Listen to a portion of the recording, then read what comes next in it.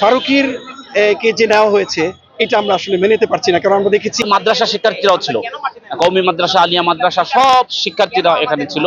এখন কেন আমাদের প্রতি এই ধরনের বৈষম্য স্বীকার করা হচ্ছে? আমরা কি কিছুই করিনি? আমাদের প্রাইভেট ভার্সিটির ছাত্রছাত্রীরা, আমাদের ভাই বোনেরা কোনো রক্ত দেননি? বৈষম্য বিরোধী আন্দোলন যারা আমরা করেছি, আমাদের আসলে মূল উদ্দেশ্য হচ্ছে বৈষম্যহীনতা, বৈষম্যহীন একটা বাংলাদেশ, ঠিক আছে? এবং সে যেই হোক, আমরা কোনো নির্দিষ্ট কোনো দলের না, আমরা বাংলাদেশের। আমরা যারা আন্দোলন করেছি, আমার মাহতাব উৎসকে যদি উপদেষ্টা করা না হয়, আমাদের পরবর্তী পদক্ষেপটা কি? অ্যাকচুয়ালি আমরা একটা শান্তিপূর্ণ সমাধান চাই। আমরা মনে করি প্রফেসর ডক্টর ইউনূস স্যার অত্যন্ত জ্ঞানী মানুষ, উনি আমাদের দেশের সম্পদ নাই, উনি পুরো পৃথিবীর সম্পদ আমি মনে করি, যিনি 3-0-র মতো একটা বিষয়টাকে পুরো পৃথিবীতে ছড়িয়ে দিয়েছেন, স্ক্যাটার করে দিয়েছেন। হ্যাঁ, তো আমরা স্যারকে আপনাদের মাধ্যমে জানাতে চাই, আমরা চাই আসিফ মাহতাব উৎস একটা গুরুত্বপূর্ণ জায়গায় থাকুক। সে অনেক স্যাক্রিফাইস করেছে, ডিবি কারাগারে আমরা একসাথে কারা নির্যাতিত ছিলাম। ফারুকীর কে যে নেওয়া হয়েছে এটা আমরা আসলে মেনে নিতে পারছি না, কারণ আমরা দেখেছি আওয়ামী লীগের ফ্যাসিস্ট আওয়ামী লীগের বিভিন্ন প্রোগ্রামে তাকে ওতপ্রোতভাবে জড়িত থাকতে দেখেছি। তবে উনি ফেসবুকে কিছু ভালো ভালো পোস্ট করেছেন, ওটার জন্য আমরা তাকে আমরা রেসপেক্ট দিচ্ছি। কিন্তু ফেসবুকে একটা পোস্ট দেওয়াটা কি সবকিছু? একটা মানুষ সারা জীবন সে একটা কাজ করলো, তাই না?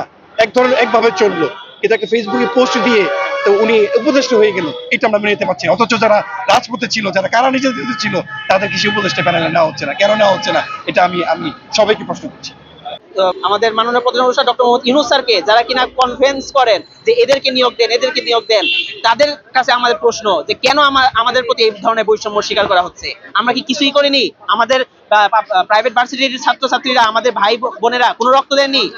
15 তারিখে পাবলিক ভার্সিটির ভাইদেরকে বিতাড়িত করার পর, অন্যায়ভাবে বিতাড়িত করার পর আমরা এগিয়ে এসেছি আমাদের ভাইদের রক্ষা করার জন্য।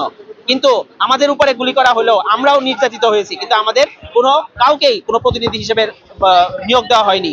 অবশেষে আমরা এও দেখেছি আমাদের যে আসিফ মাহতাব স্যার, তাকেও বৈষম্য শিকার হতে হয়েছে, যিনি কিনা আমাদের অধিকারের কথা বলার কারণে, বাংলাদেশের মানুষের অধিকারের কথা বলার কারণে ডিবি কার্যালয়ে নির্মম অত্যাচারের শিকার হয়েছে।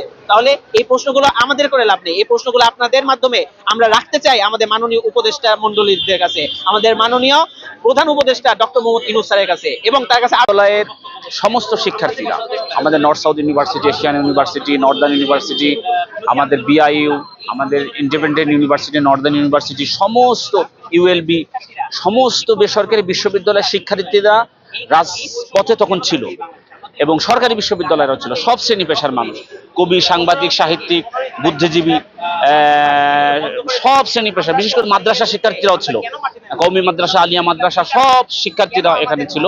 এখন আমাদের কথা হচ্ছে যে উপদেষ্টা মণ্ডলীতে অনেকেই জায়গা পাচ্ছেন। বৈষম্য বিরোধী ছাত্র আন্দোলনের সেই বিপ্লব, সেই কঠিন পরিস্থিতিতে কিন্তু ফারুকী সাহেব ছিলেন না সে সময়, বরং তাদের বিরোধিতা করেছেন।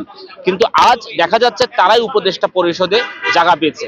তো আমরা আমাদের সম্মিলিত সমস্ত বেসরকারি বিশ্ববিদ্যালয় এবং ছাত্র জনতার পক্ষ থেকে, আলেম সমাজের পক্ষ থেকে আমরা মাননীয় প্রধান উপদেষ্টার কাছে আমরা বিনীত নিবেদন জানাই, আপনি অবশ্যই ব্যক্তিগতভাবে এবং পরামর্শের মাধ্যমে অবশ্যই আমাদের আসিফ মাহতাব স্যারকে উপদেষ্টা মণ্ডলীর সদস্য রাখবেন, এবং ছাত্র সমাজ এবং জনসমাজের কণ্ঠস্বর হিসেবে তিনি যেন উপদেষ্টা মণ্ডলীর ভিতরে থেকে কথা বলতে পারেন, এই আশা আমরা ব্যক্ত করি।